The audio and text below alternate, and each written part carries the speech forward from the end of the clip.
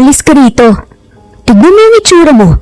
Palamunin ka dito habang ang anak ko nagtatrabaho. Malakas na sigaw nga ng ina ng ka-live-in ni Celine na si Nick. Pero tita, ako po lahat nag-aasikaso ng kailangan ni Nick. Kung hindi rin po dahil sa akin ay hindi siya mapopromote ng ganun. Anong dahil sa'yo? Anong maitutulong mo sa pag-angat ng anak ko ay isa ka lang namang dukha? Inis na sigaw nga ng matanda. Pero magdadahilan pa nga sana si Celine. Lumayas ka rito. Ang taba-taba mo. Tignan mo nga yung itsura ng anak ko kaysa sa'yo. Hindi ka nababagay sa kanya. Pagpapalayas pa nga ng matanda. Umiyak si Celine. Hindi nito alam ang kanyang gagawin. Simple lamang silang magkasintahan ni Nick na nag-live-in. Pumasok sa mundo ng pagnenegosyo si Nick at sinuportahan din naman ito ni Celine sa lahat ng kanyang makakaya. Hindi nito inakala na sa pag-angat ni Nick ay ganito ang gagawin sa kanya ng kanyang pamilya. Tinawagan naman ni Celine ang kanyang ka-live-in, ngunit tinawanan niya ito.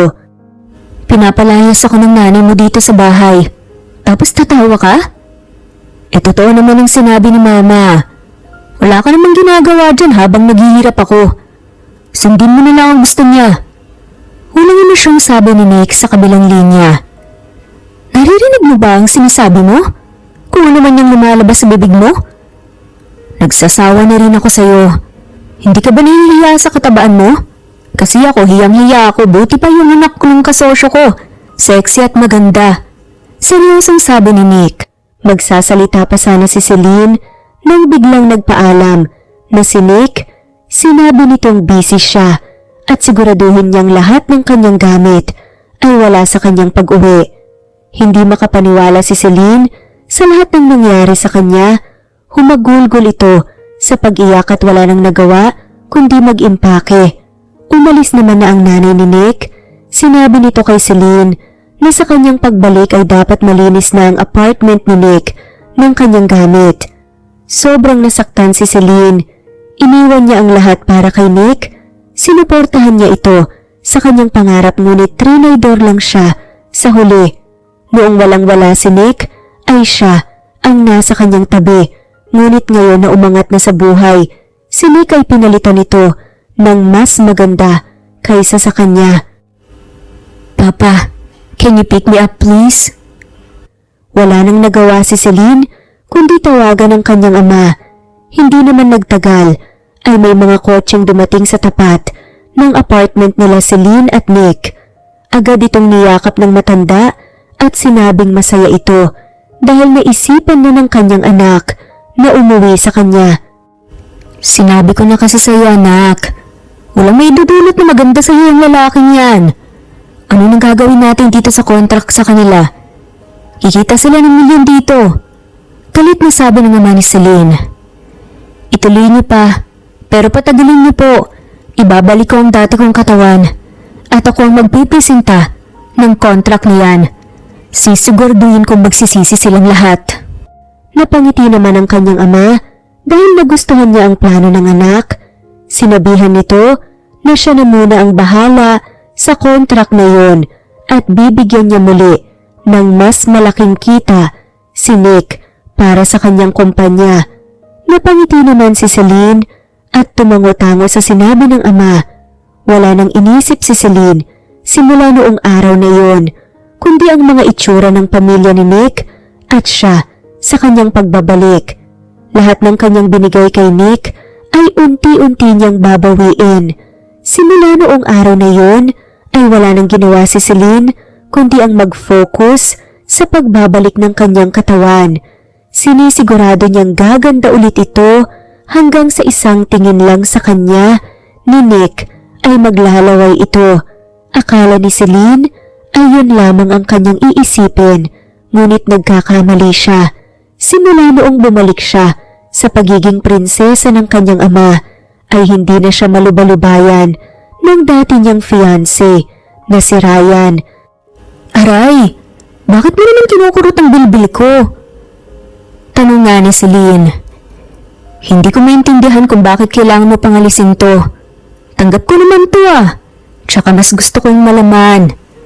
Sabi na ni Ryan. Ano namang paki ko sa preferences mo ha? Mag-fiancé tayo, Celine. Ikakasal rin kaya sinasabi ko lang. Dating mag-fiancé, okay? Yan ang inakala mo. Hindi mo ba alam na favorite ko ang papa mo? At favorite din niya ako. Isang sabi ko lang sa kanya at siguradong papayag siya. Napahirap na nga lamang si Celine. Favorite ka lang kasi kababata kita. Matagal ka lang nang nakilala, no? Nagkibit balikat na lang itong si Ryan at bumalik na sa kanyang exercise. Lagi na itong bumbuntot kay Celine na akala mo walang sariling kumpanya na kanyang pinapatakbo. Isa si Ryan sa pinakabatang bilyonaryo sa Pilipinas. Ang kanyang negosyo ay sumusunod sa negosyo ng kanyang ama, kaya naman tinatawag silang top 2 ng Pilipinas. Kaya naman noong nagsimula si Nick sa pagnenegosyo ay habol niya parati ang kanyang ama para paniguradong aangat ito. Si Nick na hindi alam ang katauhan ni Celine ay naging mayabang. Hindi niya alam na lahat ng kanyang success ay dahil sa pamimilit ni Celine sa kanyang ama. Ano bang nagustuhan mo dun sa lalaking yun? Mas gwapo pa naman ako dun ah. Nakangising saad nga ni Ryan. Alam mo yabang mo, tsaka mukhang maliit yung sayo. Pagbibiro pa nga ni Celine. Hoy, excuse me kapag ito tinuklaw ka paniguradong maihimatay ka. Kaya wag mong lamunin. Kahit naman tuklawin ako niyan wala pa ring effect. Napaawang ang bibig ni Ryan. Hindi niya inakala na malalait ang kanyang alaga na kinababaliwan ng mga tao. Naging ganun na lamang ang naging buhay ni Celine. Habang nagpapapayat ito ay lagi siyang kinukulit ni Ryan. Hindi niya alam kung andun ba siya para suportahan siya o para sirain ang kanyang araw. Lagi din kasing kinukurot ni Ryan ang mga bilbil nito sa kanyang katawan na mas lalong kinaiinisan ni Celine. Mas lalo namang nabwisit itong si Celine nang sinabi ng kanyang ama na itutuloy nila ang kanilang engagement. Agad namang umayaw itong si Celine, ngunit nang sinabi ni Ryan na tutulungan niyang pabagsakin ang kumpanya ni Nick sa araw ng kanyang paghihigante ay napauo ito. Naisip rin kasi ni Celine na kung ikakasal man siya ay kay Ryan na kilalang kilala niya at komportable pa ito sa kanya. Kahit na laging nag-aasara ng dalawa ay alam niyang importante siya kay Ryan. Hindi na lang alam ni Celine na bata pa lamang sila ay mahal na siya ni Ryan. Grabe, nakakamiss yung bilbil mo. Pagbibiro pa nga muli ni Ryan. Umirap na naman si Celine. Kung ganyan reaksyon mo, ibig sabihin pumayat na ako. Nangluloko ka ba? Hindi ka ba tumitingin sa salamin? Ang payat-payat mo na, nakakainis nga. Nagpapaganda ka pa sa lalaki yun, hindi para sa akin. Ano na naman ba yung sinasabi mo? Ako ang fiancé mo, kaya dapat sa akin ka magpaganda. Alam mo naman pala eh. Ako nang bahala sa Nick na yun. Asikasuhin mo lang kasal natin. Napailing-iling si Celine. Hindi tayo ikakasal hanggang hindi ko nakitang pagbagsak nila. Napanguso naman si Ryan. Pag-alis ni Celine para maligo sa gym, ay agad niyang tinawagan ng kanyang secretary para simulan na ang plano. Plano niya kasing sirain ang mga negosyo ni Nick hanggang sa tuluyan itong mabankrupt isa-isa. Mas lalong magiging desperado si Nick na humingi ng tulong at makapag-sign ng panibagong contract sa ama ni Celine kung nangangailangan siya ng pera. Hinanda naman ni Celine ang kanyang sarili sa nalalapit na party na isinagawa ng kanyang ama. Ang tema ng party ay pagpapakilala kay Nick sa mga ibang investors at mga kasosyo ng kanyang ama. Kaya naman panigurado na andun si Nick at ang kanyang pamilya. Iyon ang tamang-tama na panahon para magpakilala siya. Habang papalapit ng papalapit ang araw ng party, ay nahihirapan matulog si Celine. Lagi kasi nito nababangungot ang ginawa sa kanya ni Nick at ng kanyang ina. Nagising na lang si Celine na umiiyak. Humagulgol ito sa iyak at natigilan na lang ito nang may nagbabato sa kanyang bintana. Kunot noong tinignan niyon ni Celine at laking gulat niya nang nakita niya si Ryan sa labas. Anong ginagawa mo rito? Mataray na tanong ni Celine. Mag-jacket ka. Picnic tayo sa labas. Pinyong saad naman ni Ryan. Nag-iisip ka ba? Anong oras na Bakit matutulog ka na ba? Hindi. Kaysa iyakan mo yung lalaking yun, magpakasaya ka na lang nakasama ako. Nagtaka naman si Celine kung paano nalaman ni Ryan na umiiyak si Celine, ngunit hindi niya na ito pinag-isipan pa ng iba at sumama na lang kay Ryan. Ipinunta ito ni Ryan sa isang bantay. Nagpark si Ryan sa lugar na parang taas ng bundok, kaya naman makikita mo ang kagandahan ng kalawakan sa pwesto nila. Maraming mga bituin ang makikita, punoy mga puno at alam niyang sila lang ni Ryan doon sa lugar na iyon. Ano na namang iniiyak mo? Tanong nga ni Ryan. Hindi naman ako umiiyak. Tsaka, paano mo pa nalaman na umiiyak ako? Malakas ang radar ko basta ikaw. Ewan ko sa'yo. Ano ba yung mga dala mong pagkain? Nilabas ni Ryan lahat ng mga dala niyang pagkain. Lahat ng iyon ay paborito ni Celine. Bigla na lang napaisip si Celine na kahit matagal na silang magkaibigan ni Ryan, ay ni isa wala siyang kaalam-alam kay Ryan. Pinagmasdan ni Celine na inaayos ni Ryan ang projector para sa kanilang movie night. Simula noong naging sila ni Nick hanggang sa sila ay nagkahiwalay iyong gabing iyon. Nakasama niya si Ryan ang kauna-unahang beses na hindi niya inisip si Nick. Malungkot na umalis ng bahay si Celine, pero masaya naman itong umuwi. Ngayon naiisipin muli ni Celine nang mabuti ay wala nang ginawa si Ryan, kundi pasayahin siya. May pagkapilyo nga itong si Ryan, pero ni minsan ay hindi ito nagalit sa kanya. Huwag ka nang umiyak. Pangalo pa nga ni Ryan. Sabihin mo nga sa akin kung paano mo nalaman. Basta malakas ang radar ko sa'yo. Nagtaas ng kilay nga si Celine at sinigaw ang pangalan ng isa sa mga katulong niya. Nahihiyang lumabas yun at halos hindi magawang matignan ng mga mata ng kanyang amo. Yaya, bakit naman sinabi mo sa kanya na umiiyak ako? Maganda ang offer niya, mami. Sir, akin na yung, alam mo na. Pangusong-uso pa nga na sabi ng matanda. Natawa naman si Ryan at agad na nagbigay ng dolyar si Ryan sa katulong. Nanlaki ang mga mata ng matanda sa tuwa dahil sa kanyang nakita. Mahilig kasi ito magkolekta ng mga pera na galing sa iba't ibang bansa. Kaya naman pala, so kapag may bago na naman siyang pera galing ibang bansa, ilalaglag mo na naman ako? Oh, hindi naman ako ba naman? Pagsisinungaling nga ng matanda. Agad na nagpaalam ito at pumasok na ng bahay. Tawa na lang ng tawa itong si Ryan dahil sa pagiging makulit ng matanda. Hindi naman magawang magalit ni Celine dahil ang matandang katulong na iyon ang nagpalaki sa kanya. At dahil parati si Ryan sa kanilang bahay, ay pati si Ryan ay lumaki sa pangangalaga ng matanda. Napangiti si Celine habang nakikita si Ryan na tumatawa. Natigilan na lang si Ryan sa kanyang pagtawa nang biglang naglakad palapit sa kanya si Celine at hinalikan ito sa gilid ng kanyang labi. Loko-loko ka talaga. Lahat gagawin mo para sa akin mo. Hindi pa ba halata? Alam mo namang ikaw ang napaka-importante sa buhay ko. Thank you, Ryan. Matapos ang lahat sikasuhin ko na ang kasal natin. Napamalagat nga si Ryan. Anong sabi mo?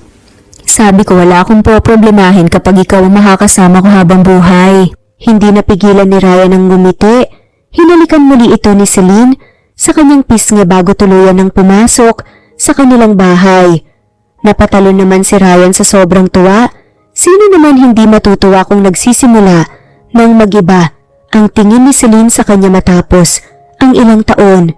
Sa mga sumunod na araw ay naging abala si Celine sa pagplaplano ng party. Lahat kasi ng pupunta ay ang mga sikat na negosyante sa iba't ibang bansa. Natatawa na lang si Celine nang iniisip niya ang magiging reaksyon ni Nick nang malalaman niyang lahat ng sinabi at pinangako sa kanya ng kanyang ama ay mawawala ng isang iglap. Hindi man alam ni Celine ang dahilan ng pagbagsak ng mga negosyo ni Nick isa-isa, ngunit masaya ito dahil para sa kanya umaayon na ang lahat sa kanya. Hindi na lang nito alam na sinisira pala ni Ryan isa-isa ang mga negosyo ni Nick.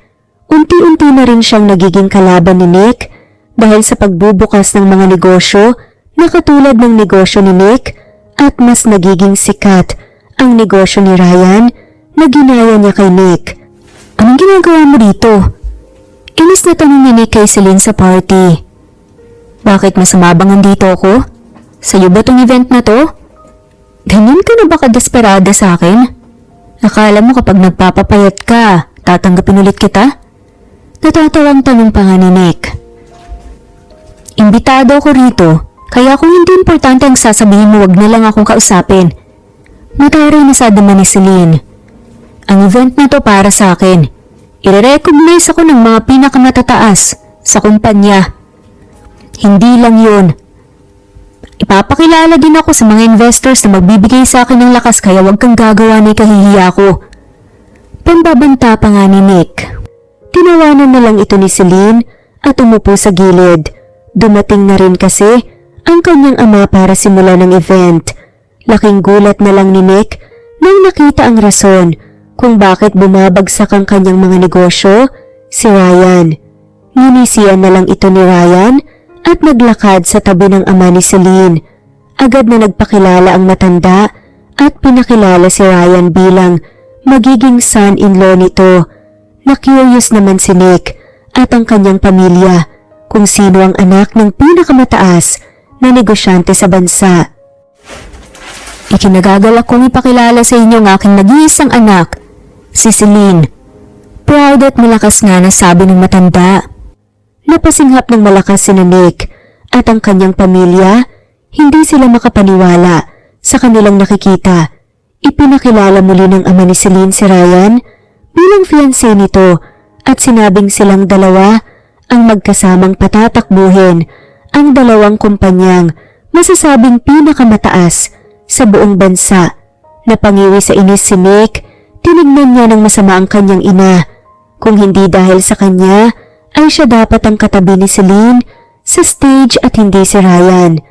Pagkababa ni Celine ay dinagsa ito ng mga investors at kasosyo ng kanyang ama. Gayon din si Ryan. Hindi makapaniwala si Nick dahil parang wala lang siya sa party at walang lumalapit sa kanila. Naglakas loob itong lumapit sa ama ni Selena. Sir, anong oras po natin pag-uusapan ng bagong contract? Sinabi niyo rin na ipakikilala niyo ako sa mga investors? Nahihiyang pagtatanong ni Nick. Huwag mo nang alalahanin yun dahil binabawi ko na ang lahat. Anong ibig mong sabihin? Kunot na yung tanong ni Nick. Sa tingin mo ba, aangat ka nang hindi dahil sa akin? Naalala mo ba ang mga sinabi nung mag-ina sa akin? Kaya ngayon babawiin ko lahat. Pati ang mga contract na pinirmahan ninyo. Kahit magbayad kami ng fine, wala akong pakialam. All transactions from our company to your company will stop. Palaban na saad ni Celine. Hindi mo pwedeng gawin sa akin to, Celine.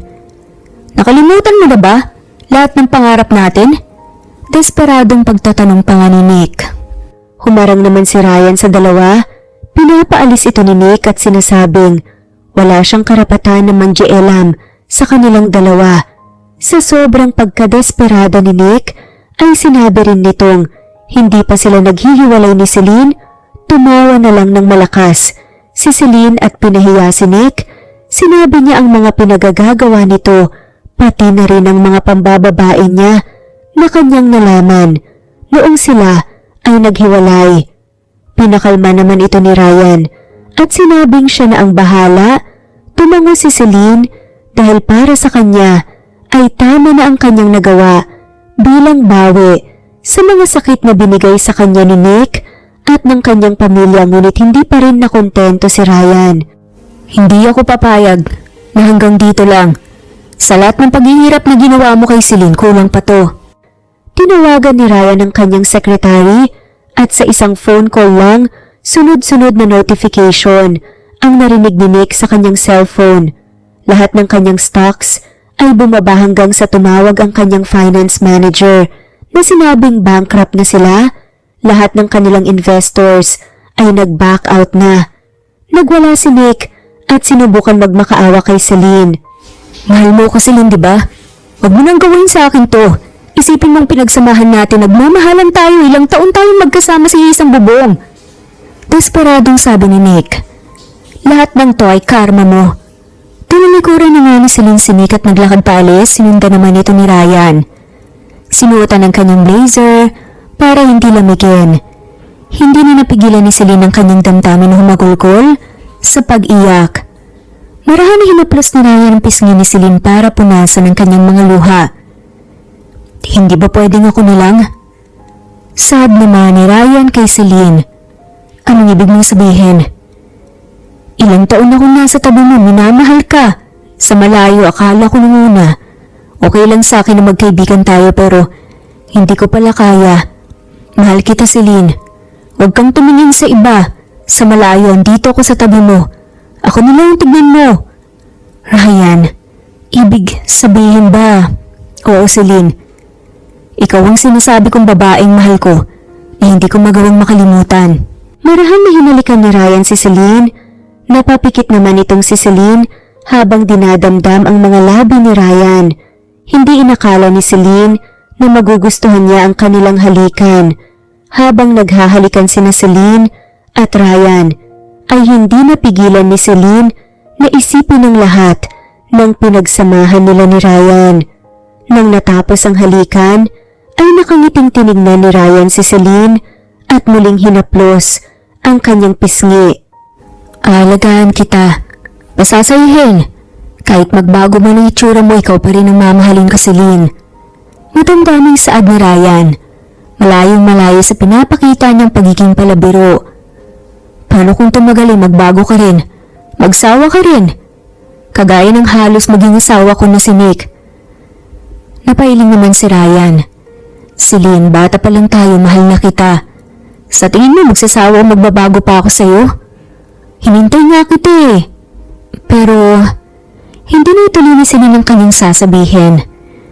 Ako naman, Celine, pinapangako ko na hindi kita papaiyakin. Iiyak ka lang dahil sa sobrang saya. Nginitian ni Celine si Ryan. Hindi niya alam kung tama ba ang kanyang naging desisyon, ngunit hindi niya nainisip iyon. Sa ilang taon niyang naghirap kay Nick, ay gusto rin maranasan ni Celine ang maging masaya. Kaya sa araw na iyon ay nangako siya sa sarili niyang wala na siyang iisiping iba, kundi ang sarili niyang kasiyahan. Niyakap naman ni Ryan si Celine nang pumayag ito. Napayakap pabalik si Celine. Hindi niya maintindihan ang kakaibang pakiramdam niya nang nayakap niya si Ryan. Sa isang yakap lang ay parang kumalma lahat ng kanyang nararamdaman at iniisip. Hindi lang iyon ay naramdaman din niyang kontento ito sa buhay. Pumayag naman si Celine na manligaw si Ryan sa kanya kahit na mag-fiance na rin sila. Sobrang saya nga ni Ryan dahil nabigyan na siya ng pagkakataon na ipakita ang kanyang pagmamahal kay Celine, habang si Celine naman ay puno pa rin ng pag-aalinlangan. Naging masaya sila ng kanyang nobyong si Nick noong simula, ngunit nang tumagal ay unti-unting nagbago si Nick sa kanya hanggang sa itinabay na siya mismo ni Nick. Anong ginagawa mo rito? Gusto ko lang humingi ng tawad sa iyo, Celine. Bumalik na tayo sa dati at magsimula ulit. Kung alam ko lang lahat ng ginawa mo para sa akin, hindi kita tatratuhin na ganun. Pagmamakaawa ni Nick. Hindi ko alam kung paano mo nalaman ang bahay ko. Pero nangihibang ka na. Akala mo babalik pa ako sa'yo? Hindi na, Nick. Lahat ng meron tayo, sinayang mo. Paano mga plano natin sa buhay? Tignan mo tong singsing mo. Matagal ko na tong binili para sa'yo. Pilit na nakangiting sabi ni Nick, ngunit kitang-kita ang pagiging desperado nito sa kanyang mga mata. Umiling-iling si Celine. Sinabi niya na sana hindi siya nagbago, na sana ay siya pa rin ang minahal niya at inalagaan siya ng tama. Sinabi rin ni Celine na wag niyang sisisihin si Celine dahil lahat ng nangyari ay ang kagagawan niya. Nagiging ganyan ka lang sa akin dahil alam mo na lahat. Alam mo na kaya kitang paangatin. At higit sa lahat alam mo marami kang makukuha sa akin. Hindi ako ganun katanganik. Kung sana inayos mong itsura mo, edi sana hindi ako nagsawa sa'yo. Kasalanan ko ba? Hindi mo ba tinignan ang sarili mo sa salamin? Napakataba at napakalosyang mo. Inis na sigaw pa nga ni Nick. At lumabas na naman ang totoo niyang kulay. Nanlaki ang mga mata ni Celine. Sobrang nasaktan ito sa sinabi ni Nick sa kanya habang inaalala ang mga sinabi ni Nick na kumain siya nang kumain dahil ang payat niya. Pero noong tumaba na siya, ay ganun pala ang naging tingin ni Nick sa kanya. Naluha si Celine, hindi niya na napigilan ang sakit na kanyang nararamdaman. Naiisip nito kung ganun na lang ba ang pandidiri sa kanya ng lalaking wala siyang ginawa kundi ibigay ang lahat. Galit na galit si Ryan nang pagdating niya sa bahay ni Celine ay naabutan niya tong nakikipag-usap kay Nick at umiiyak. Anong ginagawa niyang basura dito? Tanong nga ni Ryan. Ryan, anong ginagawa mo dito? Bakit ka umiiyak? Dahil na naman ba sa lalaking yan? Hinarap ni Ryan si Nick na agad na sumama ang tingin sa kanya. Tinuro pa ito ni Nick dahil sa sobrang galit, sinigawan niya ito na lahat ng nangyari sa kanya ay kasalanan ni Ryan. Kung hindi dahil sa kanya, ay hindi siya babagsak ng ganun-ganun na lang. Kaya siguro iniwan mo ko. Kaya siguro ayaw mo na magsimula tayo ulit dahil sa lalaki na yan. Dahil may nahanap ka ng bago. Sa tingin mo kapag tumaba ka, mamahalin ka pa rin yan? Sigurado, oo, dahil mayaman ka. Desperadang sigaw at tawa pa nga ni Nick. Malakas na sapakang dumapi sa pisngi ni Nick. Pinagsusuntok ito ni Ryan hanggang sa napigilan siya ni Celine. Sinabi ni Ryan na lahat ay kasalanan ni Nick. Una pa lang ay mag-fiance na sila ni Celine, ngunit mas pinili siya ni Celine at iniwan lahat nang meron siya para sa kanya. Pero umangat ay binaba ni Celine ang kanyang sarili at nagmakaawa sa kanyang ama para matulungan siya. Kahit mahirap pa si Celine, hindi ko siya iiwan.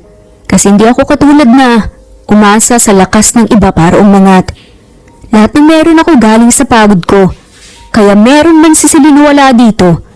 Nakatapak pa rin ako sa posisyon ko ngayon. Hindi nakasalita si Nick. Sinigaw niyang magbabayad silang dalawa at umalis na. Agad namang tinawagan ni Ryan ang kanyang mga tauhan at ang guard sa kanilang subdivision para hindi na muli makapasok ang basta-basta sa kanilang lugar. Matapos noon ay hinila ni Celine ang kamay ni Ryan. Habang tumutulo ang kanyang mga luha, pinunta ni Celine si Ryan sa kanyang kwarto at sinimulan gamutin ang mga sugat ni Ryan sa kanyang kamao. Hanggang kailan mo iiyakan ng tulad niya? Hindi ko alam pero masakit kasi. Sad naman na Celine. Umiyak ka nang umiyak basta wag mong kalimutan na nandito lang ako sa tabi mo kahit anong mangyari. Napatigil si Celine sa kanyang paggamot sa kamay ni Ryan at humagulgol sa pag-iiyak. Yayakapin sana ito ni Ryan, ngunit hindi niya nagawang gumalaw. Nang kumalma si Celine, ay malawak na nginitian niya si Ryan at nagpasalamat.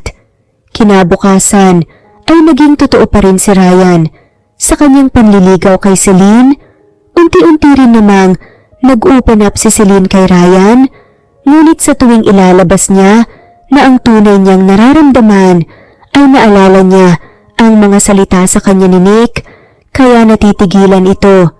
Alam naman ni Ryan na nagkaroon na siya ng lugar sa puso ni Celine at kung bakit siya natitigilan si Celine, iyon ay dahil sa sakit at takot na kanyang naranasan kay Nick.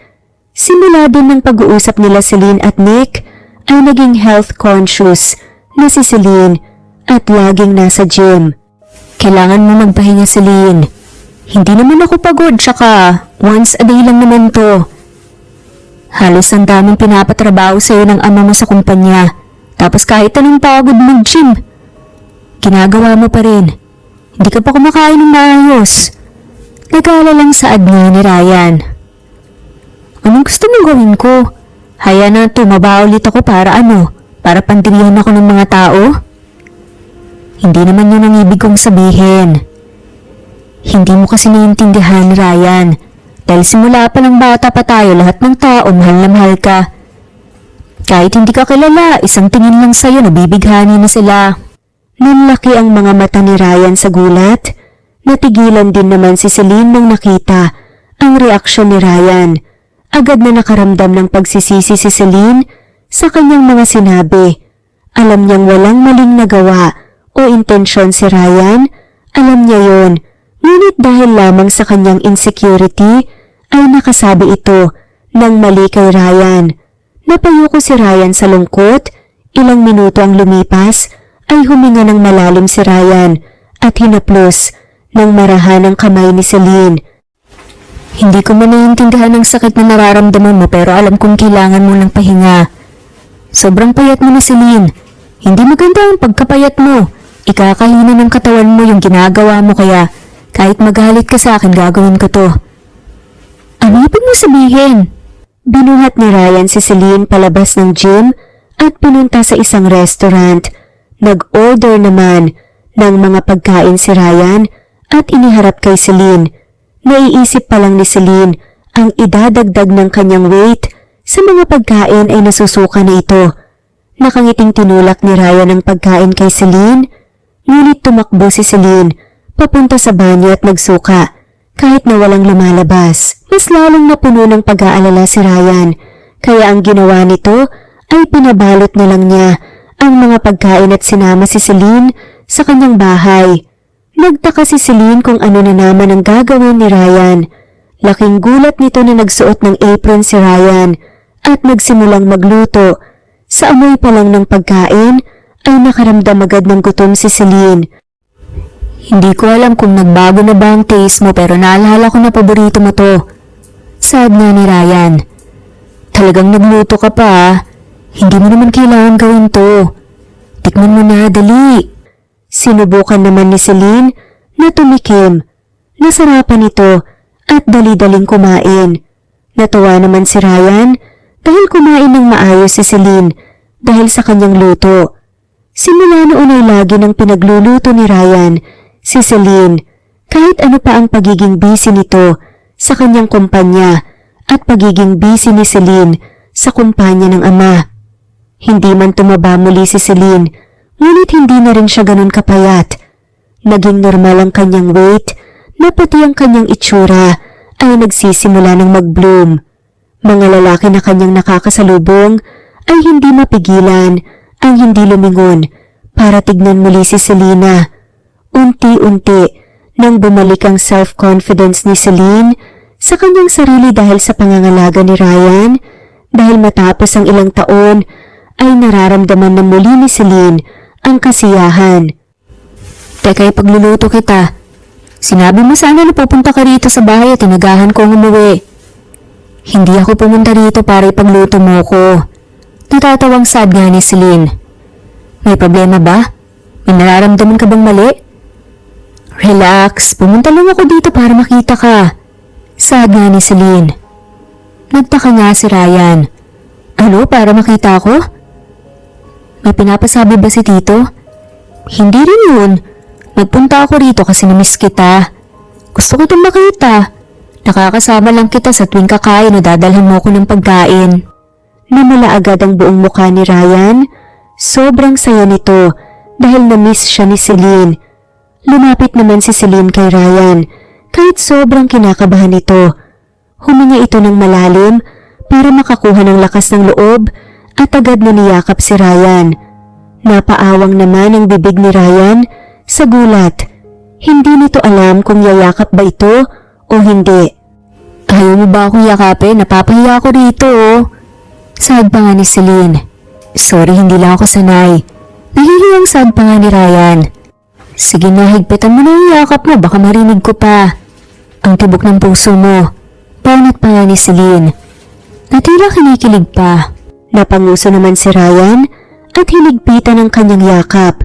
Hindi naman nito napigilan ang kanyang sarili at napasubsob ito sa leeg ni Celine. Dinamdam ni Ryan ang kanilang pagkayakap. Namumula naman itong si Celine dahil sa ramdam na ramdam niya ang presensya ni Ryan.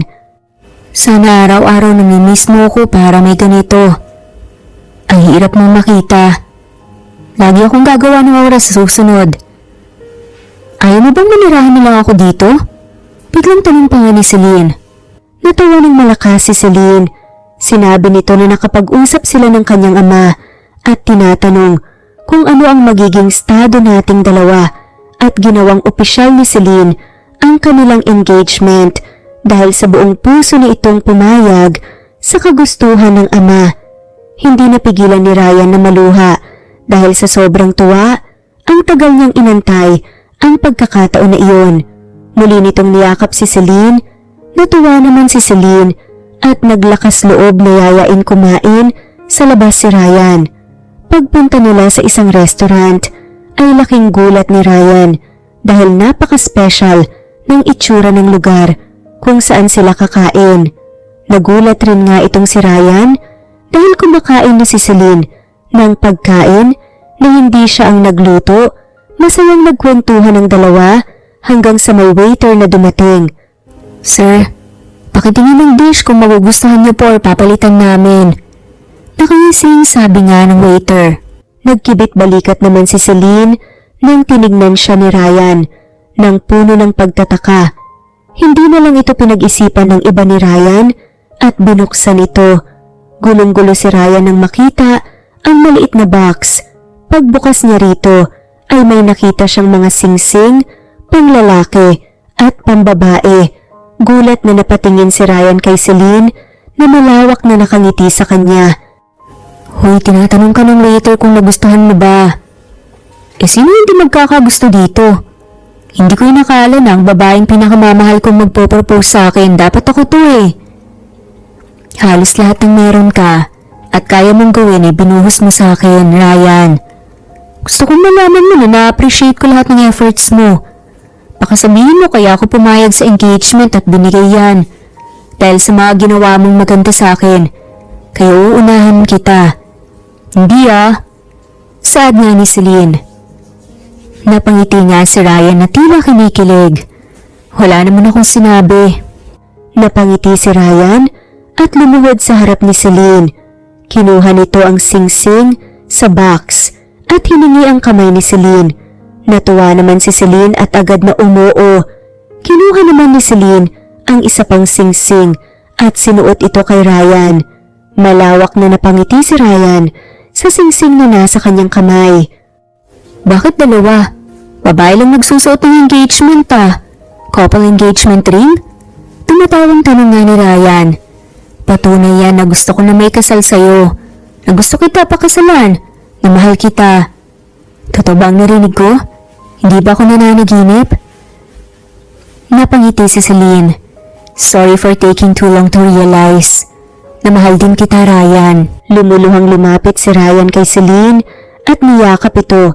Nang humiwalay si Ryan sa kanilang pagkayakap ay napatingin ito kay Celine. Pakiramdam ni Ryan ay lumilipad ito sa langit sa mga oras na yon dahil sa sobrang saya. Iniisip niya na lahat ng kanyang pag-aantay ay ngayon nasuklian. Habang seryosong napapatingin ito kay Celine ay iniisip niya na gagawin niya ang lahat para mapasaya si Celine. Marahan na hinaplos niya ang pisngi ni Celine at hinalikan sa pisngi. Napabuntong hininga naman si Celine. Ang torpe naman ito. Saad nga ni Celine. Ha? Anong pinag? Hindi na natuloy ni Ryan ang kanyang sinabi nang biglang hinila ni Celine ang kanyang necktie at hinalikan sa labi. Napangiti naman si Ryan at natawa bago hinawakan si Celine sa kanyang bewang at hinila palapit sa kanya. Napapikit ang dalawa at naghalikan hanggang sa lumalim ito. Pulang-pula ang mukha ng dalawa nang nagkahiwalay sila sa kanilang paghahalikan. Baka hindi ko na mapigilan ang sarili ko kaya tapusin na lang natin ang kinakain natin. Saad nga ni Ryan at sinabi din ni Celine na umuwi na nga lamang sila. Nunlaki ang mga mata ni Ryan habang tinitignan si Celine na umiwas ng tingin. Napangiti naman ng malawak si Ryan at hinawakan ang kamay ni Celine palabas sa restaurant. Pag-uwi ay hindi na nagsayang ng oras ang dalawa at naghalikan. Sabik na sabik ang dalawa sa isa't isa na habang naghahalikan. Napaungol naman itong si Celine dahil sa pagiging sensitibo ng kanyang katawan. Binuhat na ni Ryan si Celine papunta sa kanyang kwarto at dahan-dahan na inihiga. Napasinghap naman si Celine nang mas lumalim ang kanyang pagramdam sa armas ni Ryan sa kanyang loob. Binilisan ng husto ni Ryan ang kanyang sarili kay Celine nang paulit-ulit hanggang sa natapos ito. Nakangiting pinagmamasdan ni Ryan si Celine na mahimbing na nakatulog sa kanyang tabi. Pakiramdam nito ay nanaginip pa rin ito sa lahat ng nangyari. Pagmulat ng mga mata ni Celine ay nagkunwaring tulog si Ryan. Natuwa naman itong si Celine. Isang araw inasar nga ni Ryan si Celine sa nangyari sa kanila. Namula ang buong mukha ni Celine at pabirong hinampas si Ryan sa balikat. Nagpatulong naman ito sa pagtayo kay Ryan, ngunit binuhat siya ni Ryan. Napangiti ang mga katulong ni Ryan dahil sa kilig. Mas lalong nakaramdam naman ng hiya si Celine at napakapit kay Ryan na malawak ang ngiti na akala mo nanalo sa loto. Simula noon ay nanirahan na si Celine kay Ryan.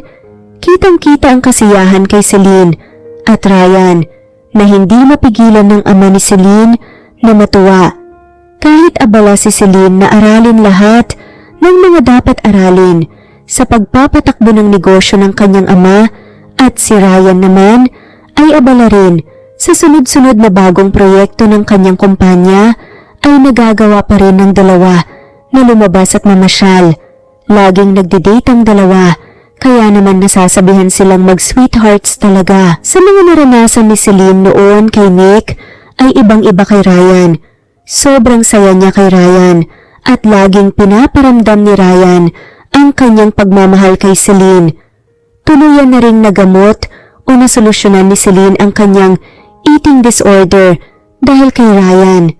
Hindi na rin ito nagkaroon ng takot na tumaba dahil punong-puno ito ng kasiguraduhan na mamahalin siya ni Ryan kahit ano ang mangyari.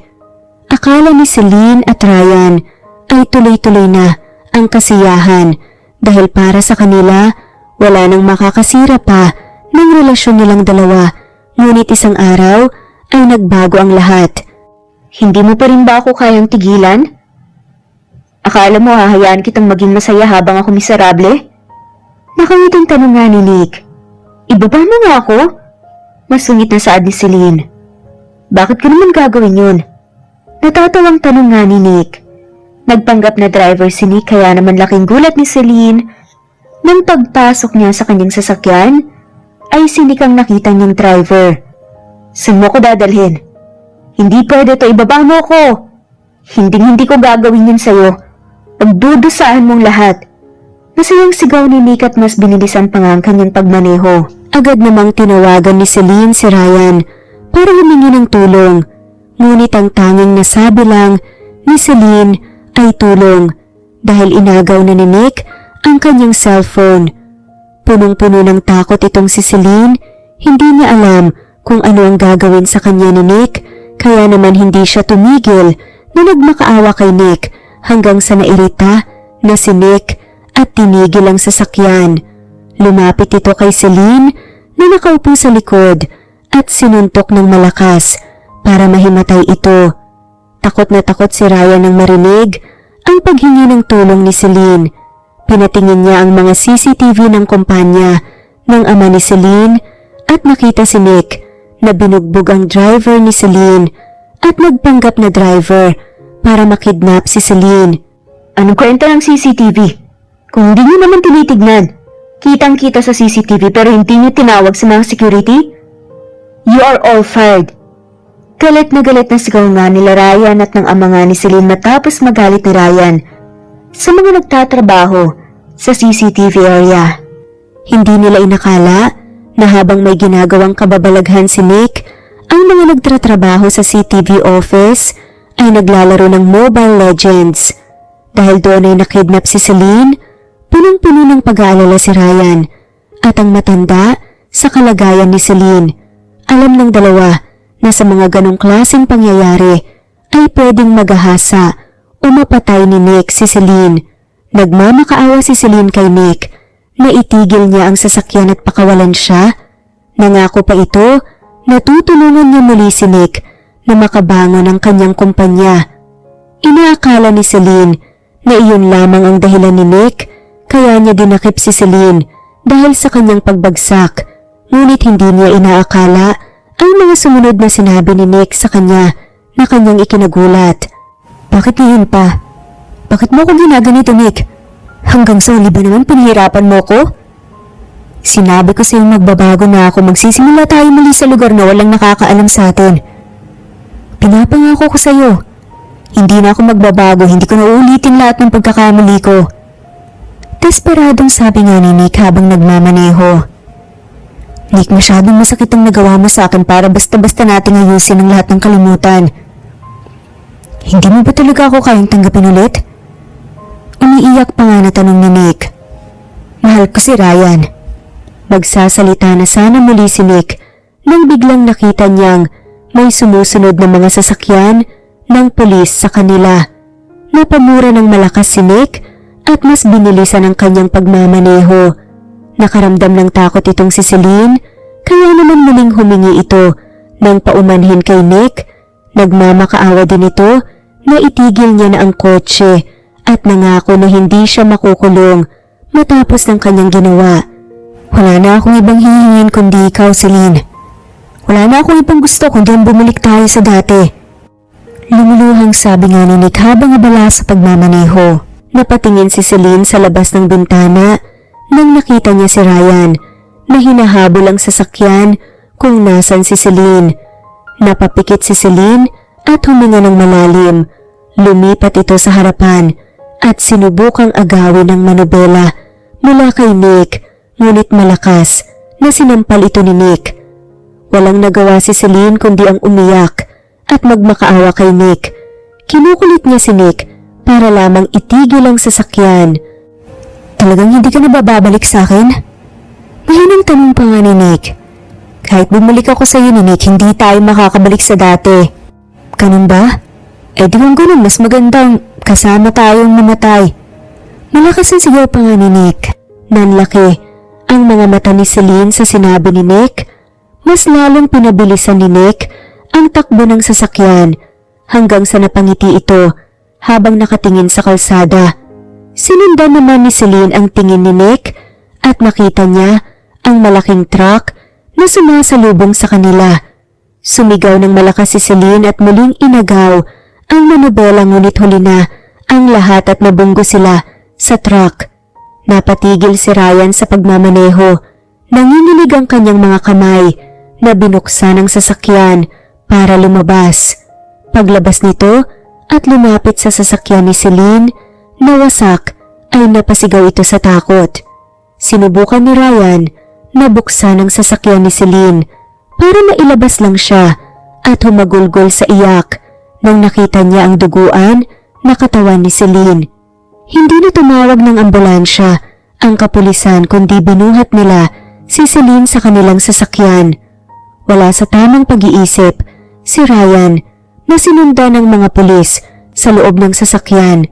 Hindi ito makapag-isip ng maayos dahil sa sobrang takot. Nakatulala lamang ito sa katawan ni Celine na inaasikaso ng mga kapulisan. Pagdating sa hospital ay wala pa ring kibo si Ryan. Napatingin si Ryan sa kanyang mga kamay na puno ng dugo ni Celine at muling naalala ang itsura ni Celine. Parang may sumabog sa loob ni Ryan na hindi niya magawang magsalita o kumilos ng maayos. Nagising na lang ito sa katotohanan ng biglang sinapak ito ng malakas ng ama ni Celine sa muka. Kumising ka, magpakatatag ka. Kailangan ka ng anak ko. Umiiyak na pagsisigaw nga ng matanda. Pero tito, ang daming dugo. Alam ko, pero manalangin tayo. Malakas ang anak ko at alam mo yan. Nagigising siya, malalagpasan niya to. Pilit na nagmamalakas na sabi ng matanda. Napahilamos na lang si Ryan sa kanyang mukha gamit ang kanyang mga kamay.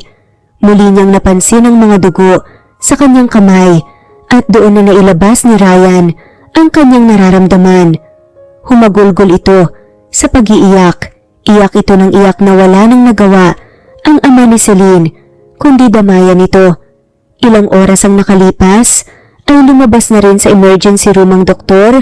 Kumaripas sa tayo si Ryan at tumakbo palapit sa doktor. Dok, kamusta po siya? Maayos ang operasyon pero malaki ang tama niya sa ulo at maraming dugo ang nawala. Ang magagawa na lang natin ngayon ipagdasal na sana magising siya at hindi tuluyan na matulog. Malungkot na balita nga ng doktor kay Ryan. Umiyak muli si Ryan. Magsasalita na sana muli ito nang biglang nagbukas ang emergency room at bumungad sa kanyang katawan ni Celine. Nilipat nila ito sa isang room, ilang araw, ilang gabi, ngunit walang nagbago sa nakatulog na katawan ni Celine sa hospital. Kitang-kita rin sa mukha ni Ryan ang pagod at pagkawala ng tulog, kahit anong kulit at pilit sa kanya ng ama ni Celine na magpahinga ay hindi ito umalis sa tabi ng kanyang minamahal. Nagulat na lang si Ryan nang isang gabi na gising ito nang nakita si Celine na nakaupo nga at nagtatakang tinitigan ang paligid. Celine, salamat sa Diyos at nagising ka. Salamat at hindi ka bumitaw. Pero sagot nga ni Celine, sino ka? Asan ako? Nasa ospital ako? Nanigas ang buong katawan ni Ryan. Sa mga katanungan ni Celine sa kanya, agad itong tumawag ng doktor. Sinabi ng doktor, naligtas na ito at kailangan na lang gumaling ang sugat ni Celine. Nasabi rin ng doktor na dahil sa tama ng ulo ni Celine kaya siya nakalimot at hindi niya alam kung babalik pa ba ang mga alaala ni Celine. Sorry, wala akong maalala. Mahina ko na sa agna ni Celine. Okay lang, masaya ako na gumising ka. Yun ang importante. Napakunot mo ang babae. Teka, bakit ka umiiyak? Huwag ka nang umiyak, nasasaktan ako. Mas lalong umiyak si Ryan sa sinabi ni Celine. Hinaplos naman ni Celine ang likod ni Ryan na nakayuko sa kanyang kama na umiiyak hanggang sa nagawang kumalma ni Ryan. Sa mga sumunod na araw ay unti-unting kwento ni Ryan ang lahat ng alam niyang nangyari kay Celine at mga bagay na alam niya hilig nito. Pati ang ama ni Celine ay nakilala na rin nito, ngunit wala pa ring naalala si Celine. Hindi naman tumigil si Ryan sa pag-aalaga kay Celine. Hindi rin alam ni Celine kung bakit ngunit si Ryan at ang kanyang ama lang ang kanyang pinagkakatiwalaan at malapit ang kanyang damdamin kay Ryan. Ryan, tignan mo, ang ganda ng damit ko, binili ni Daddy. Napangiti si Ryan. Bagay na bagay sa'yo. Talaga ba? Ako bang pinakamaganda sa paningin mo? Oo naman. Sino pa ba kung hindi ikaw lang na prinsesa namin? Napangiti naman ang ama ni Celine. Nalulungkot siya dahil walang maalala ang kanyang anak, ngunit may kaunti itong kasiyahan na nararamdaman dahil bumalik sa pagkabata ang kanyang anak. Hindi nito inaasahan na maririnig niya muli ang tawag ni Celine sa kanya na Daddy. Hindi na muna tumira si Celine sa bahay ni Ryan at doon sila muna nanirahan sa bahay ng kanyang ama. Noong dinala kasi ni Ryan si Celine sa bahay nito ay biglang sumakit ang ulo ni Celine hanggang sa nahimatay siya, kaya naman inuwi na lang niya ito sa bahay ng kanyang ama. Lumipas ang ilang buwan, ngunit wala pa ring nagbago, wala pa ring naaalala si Celine, ngunit alam niyang mahal niya si Ryan, na may gusto ito kay Ryan. Isang araw ay nagluto ito ng pagkain at balak na ihatid sa opisina ni Ryan. Pagpasok nito sa opisina niya ay may nakita itong babae na nakaupo. Sino ka? Hindi pa kita nakikita. Saad nga ni Celine. Ikaw ang dapat tanungin ko niyan. Sino ka ba? Inis na tanong ng babae. Iniisip agad ni Celine na baka babae siya ni Ryan at nakaramdam ng inis dahil bumalik Ang pag-iisip ni Celine sa pagkabata ay hindi niya nagawang pigilan ang selos na kanyang nararamdaman at nakipag-away sa babae. Ano-ano na ang mga sinabi ni Celine, ngunit dahil din sa inis ay pinatulan siya ng babae. Inamin ng babae na may gusto siya kay Ryan. Sasampalin na sana iyon ni Celine nang biglang dumating si Ryan. Celine, anong ginagawa mo rito? Sino siya? Hindi mo mag-fiancé tayo, bakit may babae ka? Masungit na tanungan ni Celine. Hindi, business partner ko lang siya. Hindi ako nang bababae. Sabi niya may gusto daw siya sa iyo eh. Ano ka ba naman, hayaan mo na siya, paalisin ko na siya. Napanguso ang babae, hindi niya inakala na ang seryoso at masungit na kanyang laging kinukulit ay may malambot palang ugali at naiinis ito dahil sa isang babaeng may sira sa isip ang kanyang nagustuhan. Pinakalma ni Ryan si Celine bago ito lumapit sa dalaga para kausapin ito at ipaliwanag ang nangyayari, pero hindi nito inaasahan na biglang yayakapin siya ng babae at nagpabebe. Agad namang tinulak ni Ryan ang babae at nagalit, samantalang si Celine ang nakatitig lamang sa kanila at hindi kumikibo. Dahil sa mga sinabi ng dalaga kay Ryan ay biglang naalala ni Celine ang kanyang mga alaala. Naalala kasi nito na lumabas na sa kanyang bibig ang sinabi ng babae kay Nick noon. Dahil biglang naalala ni Celine, lahat ay nakaramdam ito ng sakit ng ulo, ngunit mas kinain siya ng galit at tinignan ng masama si Ryan. Ryan, kung hindi ka lalayo dyan sa babaeng yan, asahan mong malalaman dito ni Papa. At syempre, titigilin natin ang engagement. Tumayo lahat ng balahibo ni Ryan sa tono at pananalita pa lang ni Celine. Alam na niya na bumalik na ang alaala nito. Love, wala kaming relasyon. Hindi ko nga alam na ganun pa ng klaseng babae yun dahil ngayon lang siya ng ganyan. Hindi pinansin ni Celine si Ryan, biglang lumapit sa kanya. Sobrang sakit ng kanyang ulo para mas pinili nga niyang lumapit sa babaeng yumakap kay Ryan. Hindi mo ba ako kilala? Gusto mo bang lahat ng meron kayo mawala? Love, kalma, ako nang bahala sa kanya. Hindi ka tatahimik? Tatahimik na po. Taas kilay na sinabi ni Celine ang buong pangalan nito. Napasinghap ng malakas ang babae nang nalaman niya kung sino ang ama ni Celine, kaya naman agad itong humingi ng sorry at tumakbo paalis. Lalambingin na sana ni Ryan si Celine nang nakaalis ang dalaga, nang biglang napahawak si Celine sa lamisahan para makatayo ng maayos. Nahihilo ito at sobrang sakit pa rin ng kanyang ulo. Nag-alala naman agad si Ryan at binuhat si Celine palabas ng kanyang kumpanya at dinala sa ospital. Okay na po ba ako, Doc? Wala na bang dapat alalahanin sa ulo ko?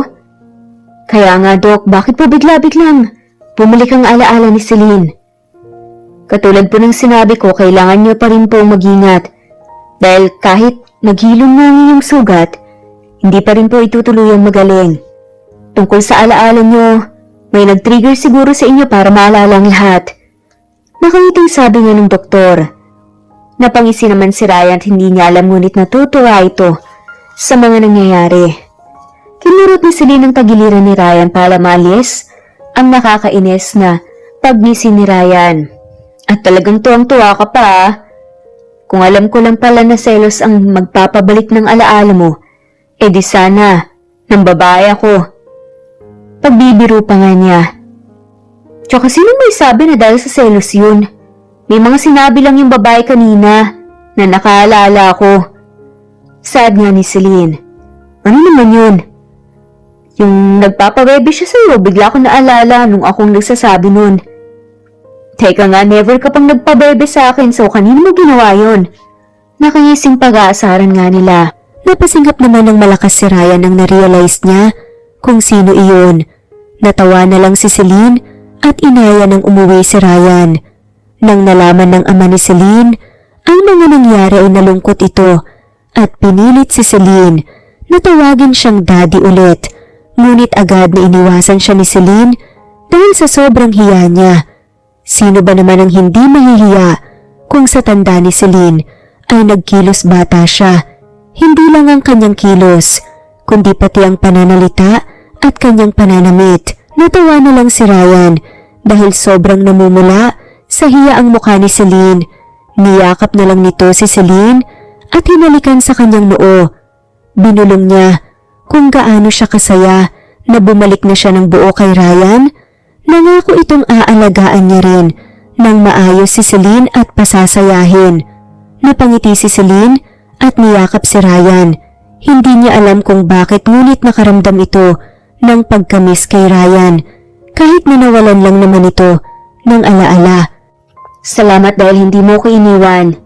Hindi ka nawala sa tabi ko, pangako yun. Yun din ang gagawin ko. Malawak na napangiti si Ryan at hinalikan si Celine sa kanyang mga labi. Sa mga sumunod na araw ay masayang namuhay si Ryan at Celine. Bumalik na rin sa dating trabaho si Celine at patuloy na nag-aaral kung paano patakbuhin ng maayos ang kumpanya ng kanyang ama bago tuluyang ipasa sa kanya ng matanda ang kumpanya. Ganon din naman si Ryan at maging abala ito sa kanyang kumpanya, hindi na rin muling nakalapit sa kanya ang dalaga dahil sa takot na mawala lahat ng kanyang pinaghirapan dahil lang sa galit ni Celine. Gusto mo bang sumama ako sa pagdalaw mo sa kanya? Umiling naman ang babae. Hindi na. Wala namang mangyayaring masama sa akin doon. Pero magdala ka pa rin ng bodyguard para lang sa ikapapanatag ko. Sige, kailangan ko lang magpaalam ng maayos para tuluyan na siyang maiwan sa nakaraan ko. Tumango si Ryan. Naiintindihan nito kung bakit niya gusto kausapin si Nick kahit napuntod na lamang ang kanyang makakausap. Kahit anong pagkakamali ni Nick kay Celine ay hindi niya maitatanggi ang ilang taon nilang pagsasama. Napakalaking parte sa buhay ni Celine ang kanilang pagsasama. Kaya naman naisipan niyang kausapin si Nick na walang galit na nararamdaman. Pagpunta ni Celine sa puntod ni Nick ay agad itong umiyak. Sinabi niya lahat ng sama ng loob niya simula noong nagigising busy na si Nick sa kanyang kumpanya.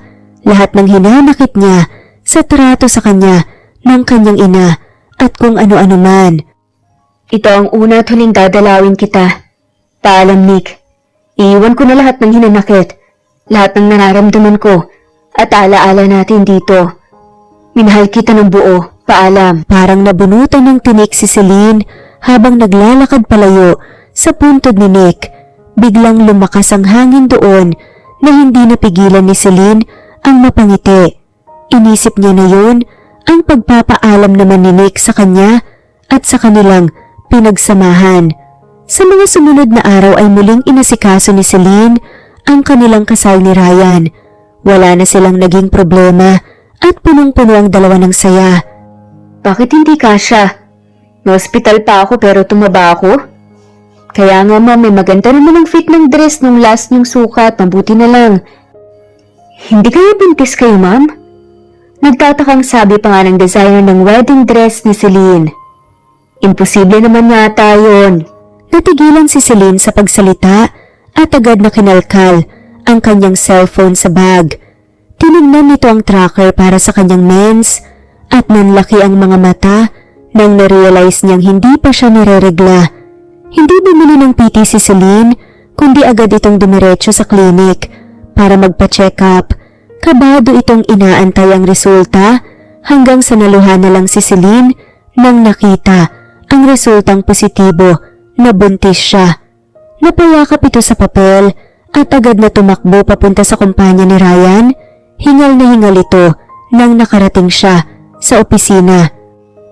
Celine, ano nangyayari? Pawis na pawis ka. Tumakbo ka ba papunta rito? Hindi kasi ako makapagantay na sabihin sa iyo to. Ano yun? Umupo ka muna. Tignan mo, pawis na pawis ka. Hindi nagsalita si Celine at agad na hinila nga ang necktie ni Ryan para halikan ito. Automatic naman na pumalibot nga ang mga kamay ni Ryan sa bewang ni Celine. Tatay ka na, Ryan, buntis ako. Napakulot noo nga si Ryan. Malawak na nakangiti si Celine at ibinigay ang resulta sa kanya. Napasigaw naman si Ryan at tumakbo paikot-ikot sa kanyang opisina habang sumisigaw.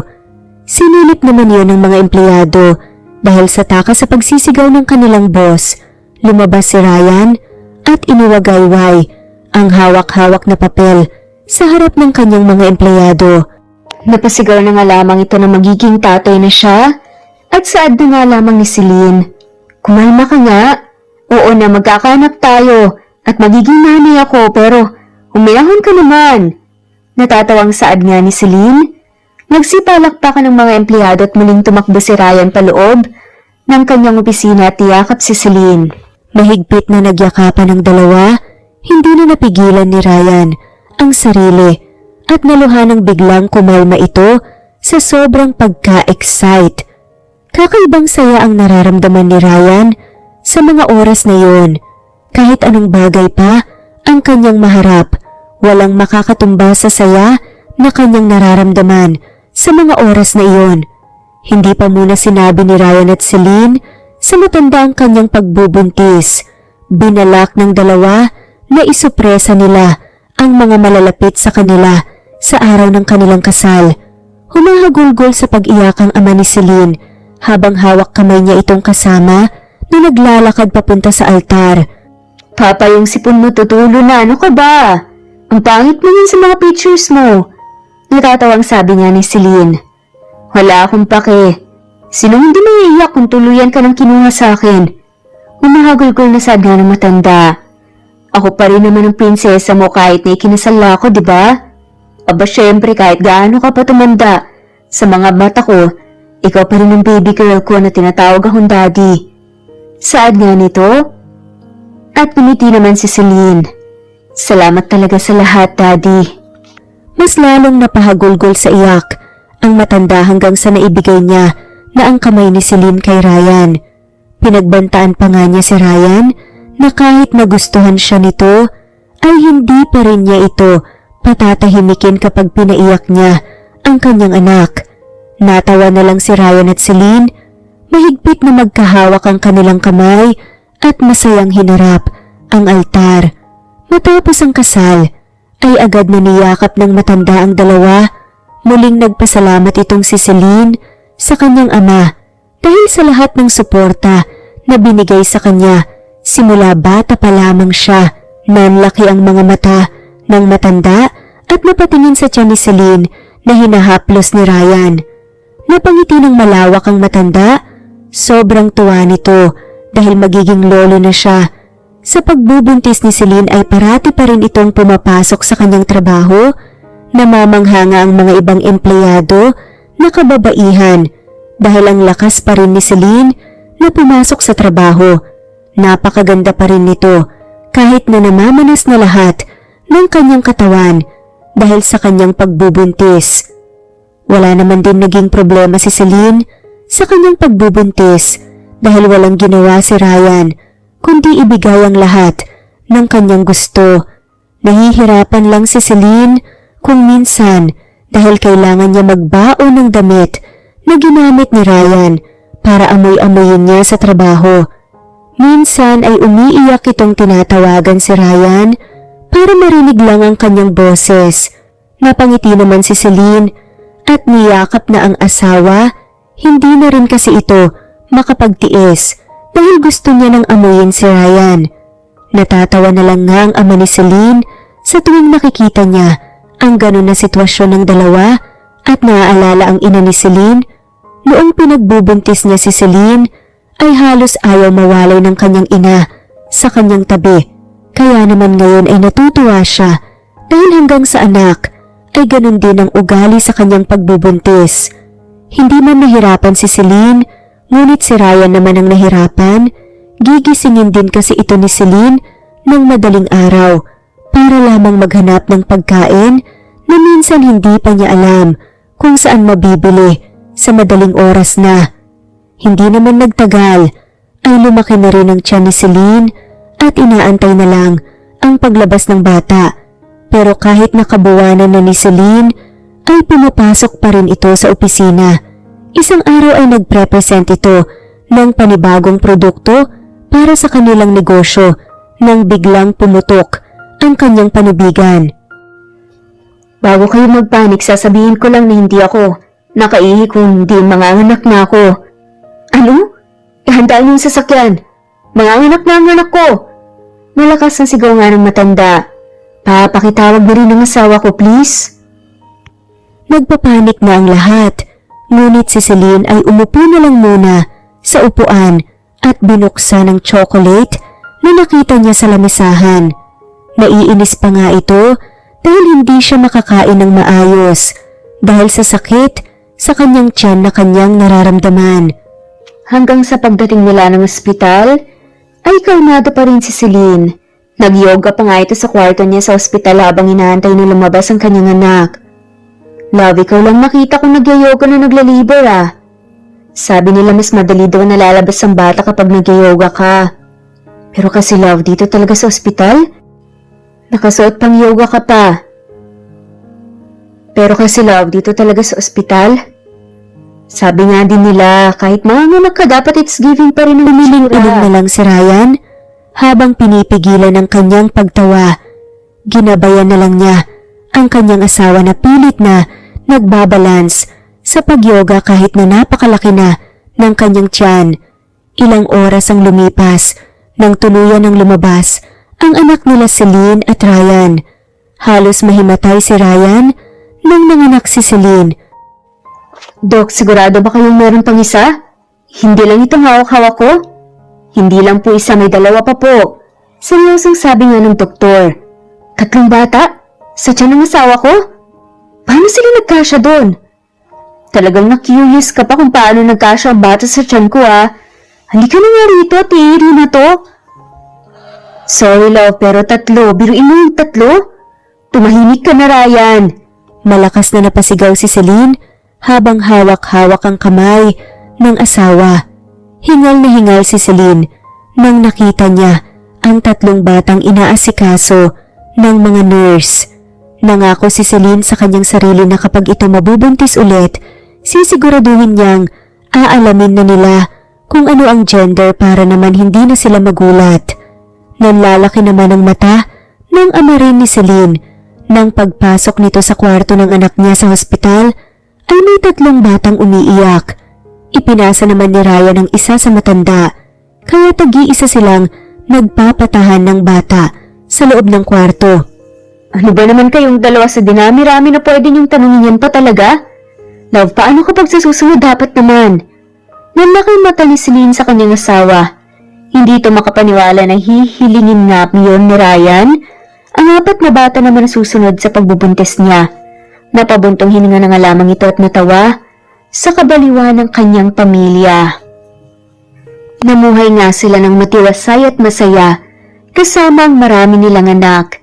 At dito na nga pa nagtatapos ang kwentong pagmamahalan ni Celine at Ryan.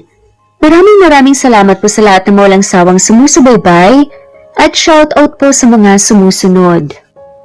Matt Green Fox, Carmelita Mendoza, Marilyn Babula, Berry, Liliana Bebe, Presbyteris Rose, Medal Talon, Jane, Lani Pardillo, Marlene Kayanan, Leonisa Azotes, D.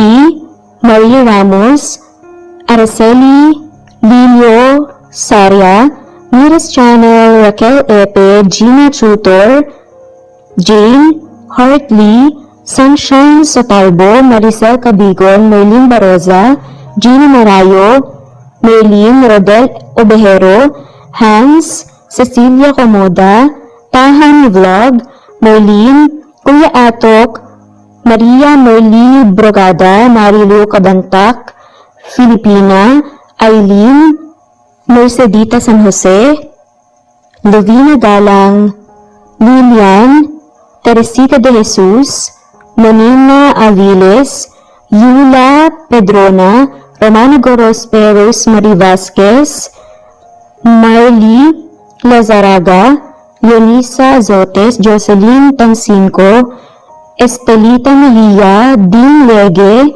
Marisa de los Reyes Arroyo, Leia Paul Vinor, Steve the Music, Rain, Presbyteros Rose, Ostonelito, Alexa Ani, Matea Estrella Agustina, Onaba Cogin, Jessica Vargas, Celine, Merlilyn Baroza, Annie Hoson, Elimano Lili, Mercy Villantes, Eli Evangelista Anderson, Eli Bitasolo of Italy, Ann Mariano, Fidelisa de Guzman, Carmencita Falcon, Merlin Bravo, Cecilia Ramos, Evangeline Zamora, Edralina Gatchoan, Marites Nitura, Agustina Niceto, Marian, Ann Flor, Lily Roda Barcial, Alma Ebdao, Milda Tandok,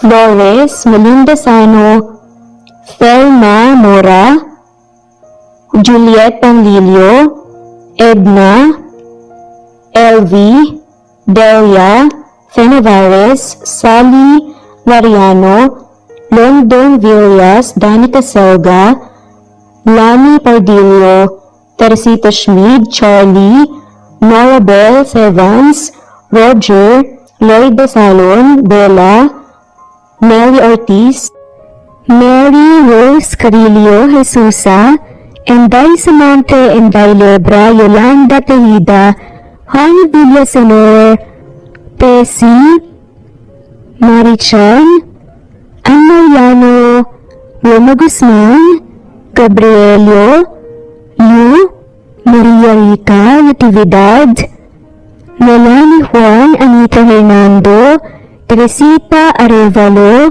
Raquel Magno, Carmencita Falcon, Flordet, Matt Greenfax, Luz Templo Nuevo, Teresita Schmid, Flor Cabrera, Virginia Salazar, Luz Templo Nuevo, Leia, Madeline Caglo, Wilma Villafuerte, Isaac Ablon, Menchita de Belen, Federico, Mercy Edrosolo, Fe, Adam Samachas, Quinshano Ebas, Eli Ramirez Elizabeth Gilas, Harem Ruhi, Julius Edna Romero, Charlie Angelina Samia, Emma Dodiano, Rosemary Vasquez, Lisa, Estelita Mejia, Elvi Candontol, Corazon Banque of University of Eastern Philippines University,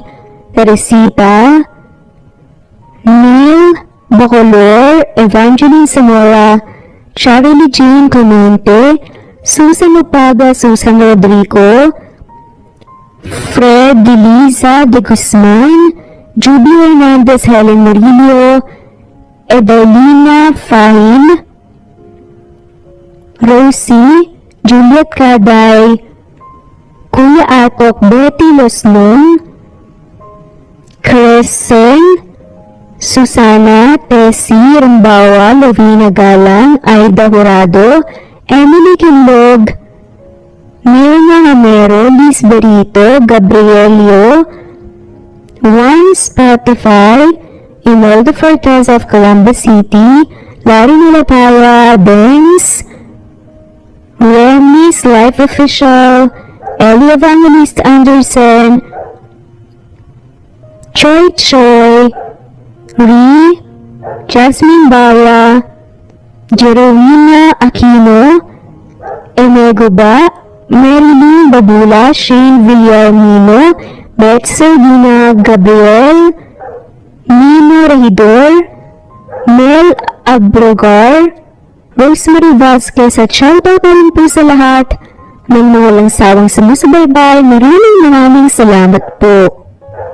Veronica Briseño, Violeta Murillo, Teresita, Teresa Bulie, Christine Flores, Lisbeth Inaban, Flor Salvalion, Kuwait, Raquel Labay, Kuya Atok, Lani Pardillo, Eva Violeta, Presbyteros Rose, Emil Galado, Teresita, Res Cavilla Havana, Precious, Lilian Mabebe, Eli Evangelista Anderson, Marziel Arcelias, Rosemary Palaganas, Rose Martinito, Dean Lege, Alexa Gomez, Jomira Bueno, Amy Fernavares, Emma, Lali, Emralino, Tortillas Gaming, Matea Estrera, Anali Flor, Rosemary Tinito, Rosemary Palaganas, Excelsis Tagala, Emily Kinlog, Rosemary,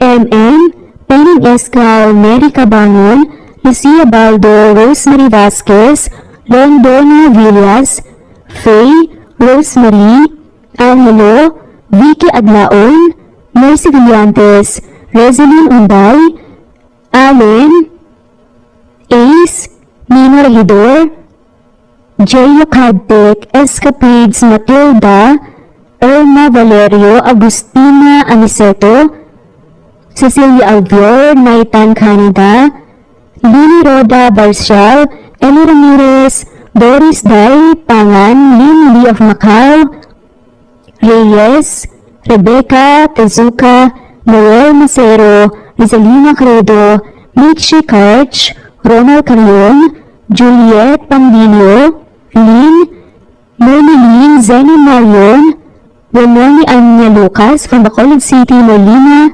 Aparata, Annalyn Nantes, Flordette, Lorena Utod, Faye, Anita Fernando, Roach Ann Rodriguez, at shoutout na rin po sa lahat ng mga sawang sumusubaybay. Maraming salamat po.